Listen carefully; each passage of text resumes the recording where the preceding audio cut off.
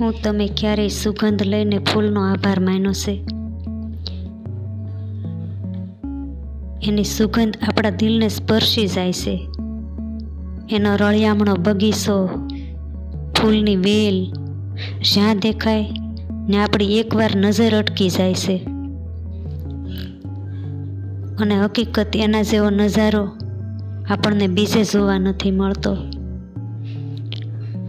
પવન જ્યારે આપણને સ્પર્શે છે ત્યારે ક્યાંય મંત્ર નથી બોલાતા,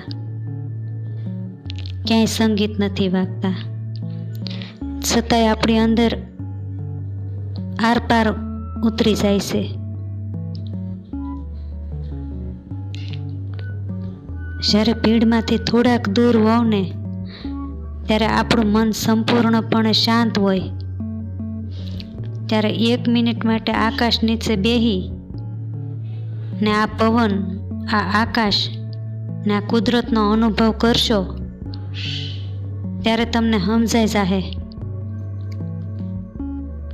કે હકીકતમાં ભગવાનને ક્યાં શોધવા જવા પડે એમ છે, પ્રાર્થનાની ક્યાં જરૂર છે. બસ આપણે આપણને થોડોક સમય આપી ને પ્રકૃતિને ઘડીક નિહાળીએ. જ્યાં આપણી નજરમાં આપણી આજુબાજુમાં પ્રકૃતિ છે એની હારે ઘડીક થોડુંક જીવીએ. ચોક્કસ કુદરતનો અનુભવ થાય. તો શબ્દને ફોલો કરીએ. બધું ઘણી વાર સાંભળ્યું છે પણ આપણે ક્યારેય ફોલો નથી કર્યું. તો હવે શરૂઆત કરીએ. તો પૂર્ણ કોઈ નથી માટે શૂન્ય થવું છે.